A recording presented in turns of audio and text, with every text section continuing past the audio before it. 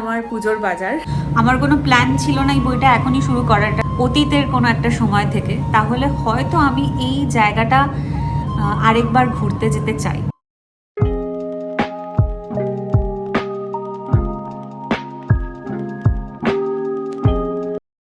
Hi everyone, কেমন আছো তোমরা সবাই? সেঁওতি স্টোরিজের একটা নতুন ব্লগে তোমাদের জানাই স্বাগত আর অনেক অনেক ভালোবাসা। আজকে একটুখানি অপ্রস্তুত হয়েই ব্লগটা পোস্ট করছি। আমি জানি তোমাদের কাছ থেকে প্রচুর বকা খেতে পারি আমি, কারণ এত দিন পরে একটা ব্লগ পোস্ট হচ্ছে। মাঝখানে অবশ্য একটা ভিডিও পোস্ট হয়েছে ঠিক কথাই, কিন্তু সেটা একটা শর্ট ভিডিও ছিল। আর তোমরা নিশ্চয়ই ভাবছো যে এই মেয়েটা আমাদের একটুও মনে রাখতে চায় না। একেবারেই সেটা নয়। আজকে যে ব্লগটা শেয়ার করছি সেটা অবশ্যই একটা ছুটির দিনের ব্লগ ছিল। কারণ ছুটির দিনগুলো যেভাবে আমি ব্লগ শেয়ার করি, আমি অন্যান্য দিনের তুলনায় দেখেছি এই দিনটায় আমার এনার্জি একটু বেশি থাকে একটা ভিডিও খুব সুন্দর করে তোমাদের সঙ্গে শেয়ার করার। কতটা সুন্দর হয় আমি জানি না, তবে আমি ওই চেষ্টা করি বলতে পারো। আচ্ছা, আমার ব্লগ সুন্দর কি অসুন্দর সেটা পরে থাক, আগে বলো এই জিনিসটা কেমন হয়েছে। এটা না একটা আলু ছিল, দেখলাম বেশ অনেকদিন ধরে পড়ে রয়েছে বাস্কেটের ওপরে, আর ওর মাথা দিয়ে এরকম গাছ গজিয়ে গেছে। ওকে দেখে আমার এত কিউট লেগেছে যে আমি কলম দিয়ে এরকম ভাবে ওপরে একটা মুখ চোখ করে দিয়েছি। কেমন লাগছে তোমাদের ওকে দেখতে সেটা অবশ্যই জানিও। আর এর কি নাম রাখা যায় বলো তো? আমি কিন্তু এখন এই আলুটা রেখে দিয়েছি, এখনো রান্নার কিন্তু দেওয়া হয়নি। প্রথমে তো ভেবেছিলাম আজকে মেঘলা মেঘলা একটা দিন হতে চলেছে, তারপরে দেখলাম যে ভালো মতন রোদও উঠেছে। আর রোদ দেখতে পেলেই এই গাছের দিকে ছুটে ছুটে চলে আসি দেখার জন্য যে কি সুন্দর রোদটা পড়েছে পাতার মধ্যে, আর সবুজটা যেন আরো বেশি তরতাজা মনে হচ্ছে। দেখেছো, একটা নতুন পাতা এসছে। আমার না এই গাছগুলোর মধ্যে যখনই নতুন পাতা আসে সেটা খুবই ভালো লাগে দেখতে। আর আমার মতন এরকম যারা এই গাছ রেখেছো বাড়িতে তাদের তো এটা একটা পছন্দের সাইট। কিন্তু একটা দুঃখের খবর আছে, কি জানো? যে দুটো সাকুলেন্ট গাছ দেখলে তার মধ্যে গোলাপি রঙের পটটার মধ্যে যে গাছটা রয়েছে, আমি অনেকদিন ধরেই ভাবছিলাম যে এই গাছটা এত পিঁপড়ে ধরছে কি ব্যাপার। তারপরে দেখলাম যে ছোট ছোট সাদা পোকা হয়েছে, এবং এই সাদা পোকাটা আমি একটুখানি সার্চ করে দেখলাম ইন্টারনেটে, বলছে মিলিবাগ। তো আমার তো প্রথমে দেখেই খুব গা শিরশির করতে শুরু করে দিয়েছে, আর তারপরে আমি পাতাগুলোকে একটু ছেঁটেও দিলাম, কিন্তু পোকাগুলো গেল ঠিক কথাই, তবে আমার মনে হয় এদের আবার হয়তো উৎপত্তি হতে পারে। তো এটার জন্য কি ইউজ করা যায় বলতে পারো? আমি একটা জিনিস দেখলাম সেটাতে বলছে নিম অয়েল স্প্রে করতে, মানে যেটা ব্লিঙ্কিটেও আমি দেখলাম অ্যাভেলেবেল আছে। ওটা কিছুই না, ওটা হয়তো শুধুই স্প্রে করা যায় বা জলের সাথে মিশিয়ে হয়তো স্প্রে করতে হতে পারে। কিন্তু এটা ছাড়া কি আর কোনো উপায় আছে? আমার তো মনে হয় এই সাকুলেন্ট গাছটা বোধহয় খুব বেশি দিন আর হয়তো থাকবে না, কারণ ওর ওপরের অনেকগুলো পাতাই কিন্তু আমি বাতিল করে দিয়েছি। অন্য গাছটায় থ্যাঙ্কফুলি কিছু হয়নি, কিন্তু হতে কতক্ষণ। তাই তোমাদের যদি এরকম কিছু জানা থাকে, মানে এই মিলিবাগ সরানোর জন্য কোনো যদি ব্যবস্থা থাকে আলাদা করে, সেটা অবশ্যই আমাকে একটু কমেন্ট করে লিখে জানিও। আর আজকে রবিবার বলতে মানে সেই আইডিয়াল, আমরা ছোটবেলায় যে রবিবার হিসেবে দেখতাম, যে রবিবারটা ভাবতাম, অপেক্ষা করে থাকতাম সারা সপ্তাহ জুড়ে, যে কবে ওই মাংস ভাতের রবিবারটা আসতে চলেছে। আজকে সত্যি এরকমই একটা রবিবার এসছে আমাদের লাইফে, অনেকদিন পরে রোববারে মাটন কষা বা মাটনের আলু দিয়ে একটা কষা করে ঝোলও বলতে পারো, সেটাই এখন বানানোর চেষ্টা। তবে রান্না করতে করতে একটা যা বদভ্যাস বানিয়েছি নিজের, এবং সেইটা নিজেই মাঝে মাঝে হয়তো রিপেন্ট করতে থাকি, যে এই যে একটা কনস্ট্যান্ট মোছামুছি করার অভ্যেস তৈরি করে ফেলেছি। এটা কিন্তু পুরোপুরি একটা লুপের মতন, মানে এটা থেকে বেরোতেই পারছি না। দেখো, আবার টিস্যু পেপার দিয়েও মুছে মুছে ওই জায়গাটাকে শুকনো করার চেষ্টা করছি। এটা আমার একটা বাতিকেই পরিণত হয়েছে বলতে পারো। মাংসের ঝোল এখন যেমন টকবক করে ফুটতে শুরু করেছে, তেমনি সাথে সাথে আমি টিভিতে একটা আমার পছন্দের সিনেমাও চালিয়ে দিই। ওই হারিয়ে যাওয়া রোববারগুলোকে ফিরে পেতেই হয়তো এই ব্যবস্থা।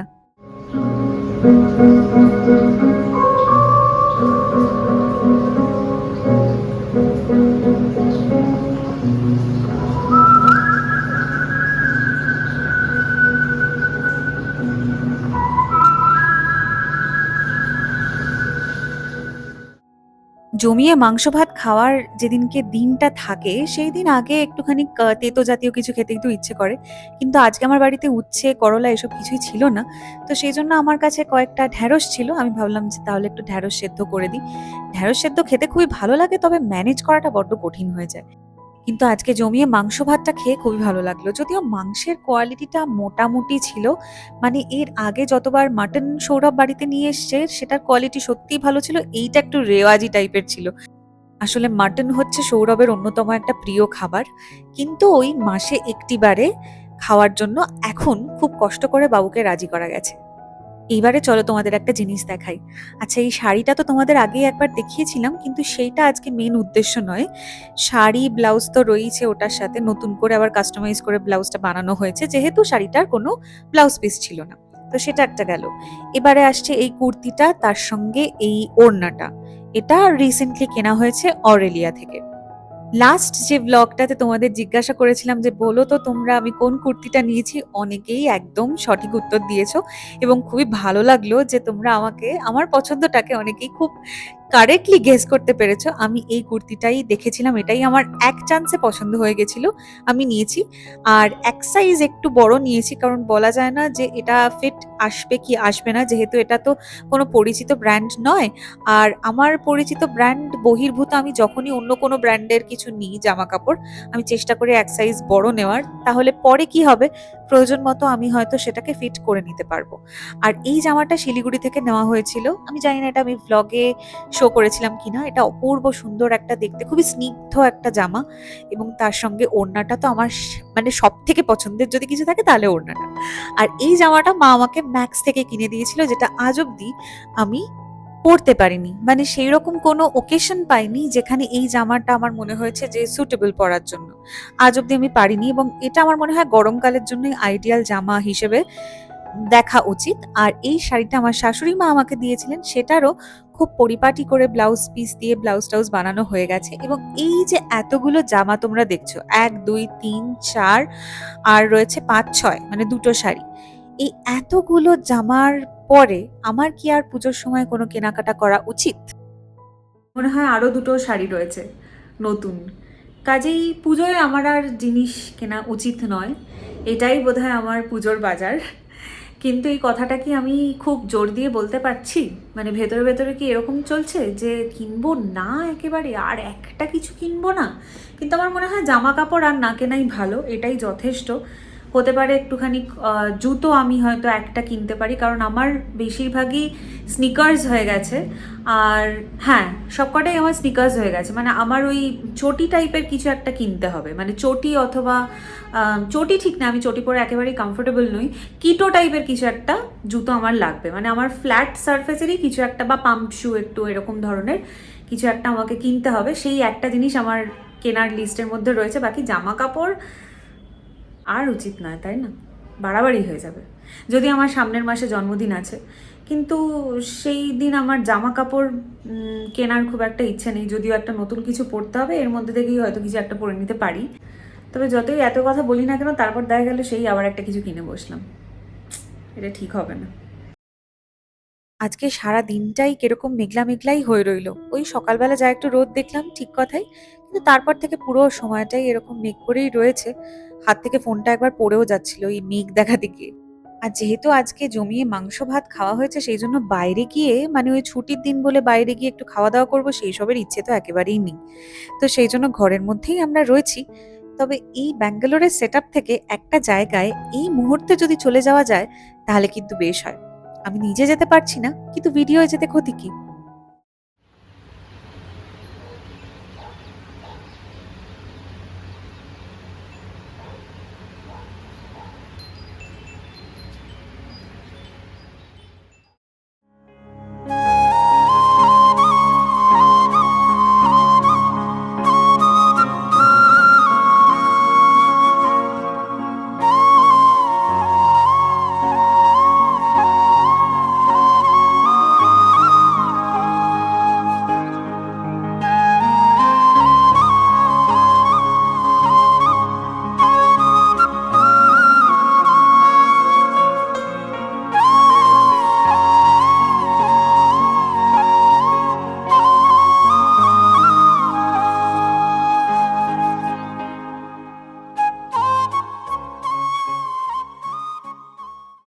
যে জায়গাটার ভিডিও দেখালাম সেটা নিশ্চয়ই যারা আমার ইসরায়েলের ব্লগ দেখতে তারা তো চিনতেই পেরেছো। আর যারা আমার ইসরায়েলের থাকার ব্লগগুলো দেখোনি, তাদের জন্য বলি যে যে অ্যাপার্টমেন্টটায় আমরা থাকতাম ইসরায়েলে যখন আমরা ছিলাম, সেখানে যে অ্যাপার্টমেন্টটায় আমরা থাকতাম, এটা তারই কিছু দৃশ্য ছিল। এবার ঘটনাচক্রে আমি আমার ফোনের গ্যালারিটা একটুখানি ঘষা মাজা করছিলাম, কারণ এরকম প্রচুর অপ্রয়োজনীয় ছবি রয়ে গেছে, ভিডিও রয়ে গেছে, যেগুলো আমার রিমুভ করা হয়নি এবং ফোনটাকে একটু হালকাও করতে হতো। তো সেটা করতে গিয়ে দেখলাম যে এই ভিডিওগুলো তো রয়ে গেছে এবং এগুলো আমি জীবনেও ডিলিট করতে পারবো না। আর চেষ্টা করব এগুলো যাতে একটা ব্যাকআপ নেওয়া যায়, কারণ ফোনের মধ্যে রাখার ভরসা আমার সত্যিই নেই। এটা যখন পেলামই তখন আমি কেন শেয়ার করলাম সেটা বলি। তার আগে এইটা দেখাই তোমাদের সঙ্গে। আমি শেয়ার করেছিলাম এটা যখন কেনা হয়েছিল, এই বইটা before the coffee gets cold. আমার কোনো প্ল্যান ছিল না এই বইটা এখনই শুরু করার, এটা সৌরভ কিনেছিল। আমি ভাবলাম ওকে চলো একটা ট্রাই নেওয়া যেতে পারে, এত শুনছি এই বইটার কথা। খুবই একটা কমফোর্টিং, মানে খুবই কি বলবো, কামিং একটা অনুভূতি আছে এই বইটা পড়তে বসে। মানে খুব বেশি মাথা খাটাতে হচ্ছে, প্রচুর ভাবনা চিন্তার মধ্যে পড়ে গেলাম। খুবই সহজ একটা লেখা এবং একটা সহজ ভাবনার ওপরেও, যেটা আমরা হয়তো অনেকেই ভেবে থাকি যে আজকে যদি আমার এরকম একটা সুযোগ আসে যে আমি টাইম ট্রাভেল করে অতীতে যেতে পারবো, তাহলে কোন মানুষের সঙ্গে আমি মিট করতে চাই। এটার মধ্যে অনেক কন্ডিশনস আছে, একটু রিপিটেটিভ আমার লেগেছে কিছু কিছু জায়গাতে, এখনও লাগছে আর কি। কিন্তু তা বাদে আমি বলবো যে ভালোই লাগছে পড়তে। তো সেক্ষেত্রে ওইটা যেটা আমাদের মনের মধ্যে থাকে যে যদি আমি আজকে টাইম ট্রাভেল করে অতীতে ফেরত যেতে পারতাম, তাহলে আমি কি করতাম, মানে কোন দিনটাকে আমি বেছে নিতাম। ধরো একটা দিন আমি ফেরত পেতে চাই লাইফের, এবং সেটা ধরো রিসেন্ট পাস থেকে হতে পারে বা অনেক পুরনো একটা সময় থেকে হতে পারে। যে দিনটা আমি আমার লাইফে ফেরত পেতে চাই, একটা দিনের জন্য হলেই আমি যথেষ্ট, মানে আমার মনে করবো আর কি।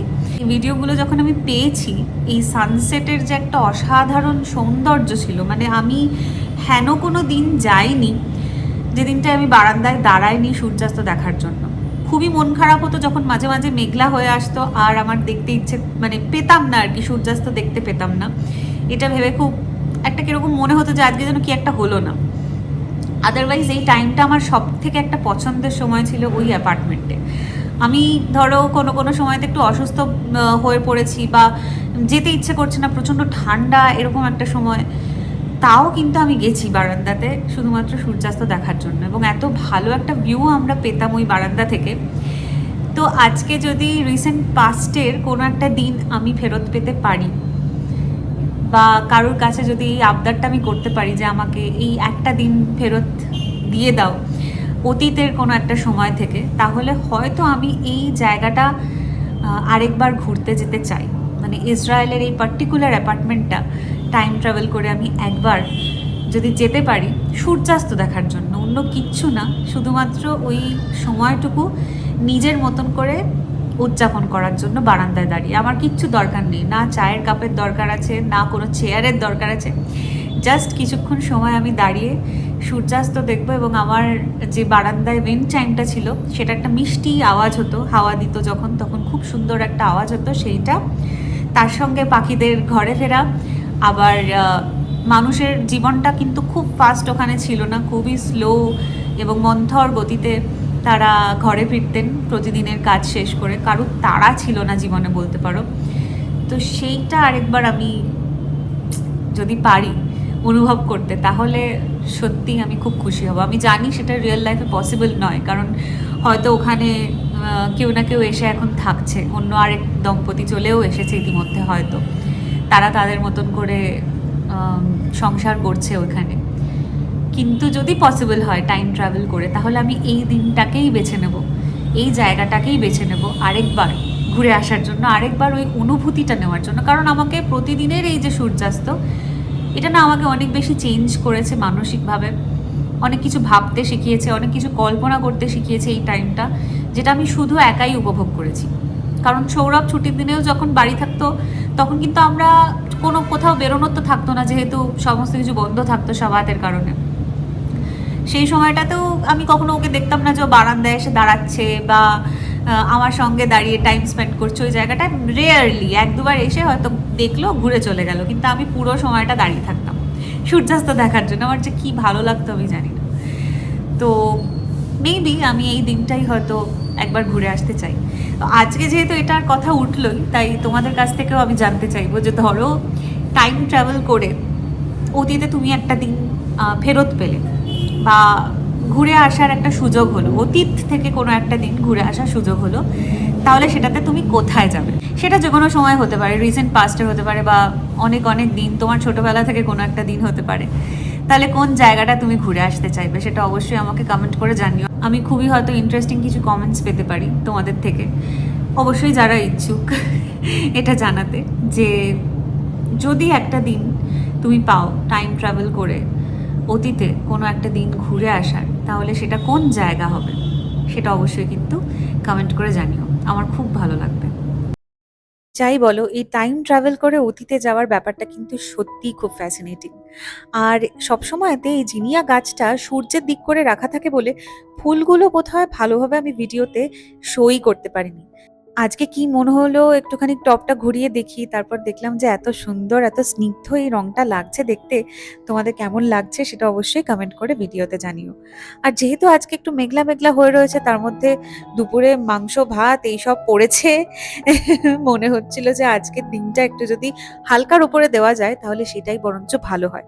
তাই যেহেতু এরকম ওয়েদারে ভুট্টা পোড়া খেতে ভীষণই ভালো লাগে, সেই জন্য আমরা সন্ধেবেলায় ঠিক করলাম যে ঠিক আছে, আজকে যখন ছুটির দিনটা ভালো মতন কাটাচ্ছি তখন এইটাও না হয় হয়ে যাক। তাই একটু ভুট্টা পোড়াও নিয়ে আসা হয়েছে, চায়ের সঙ্গে জমে গেছে। যাক, তাহলে ব্লগটা আজকে এখানেই শেষ করছি। কেমন লাগলো সেটা অবশ্যই কমেন্ট করে জানিও, আর ভালো লাগলে একটা লাইক করে দিও। সবাই খুব ভালো থেকো, সুস্থ থেকো, সাবধানে থেকো। আর খুব শীঘ্রই দেখা হচ্ছে নতুন আরেকটা ব্লগে। তাহলে আজকের মতন জানাই বাই।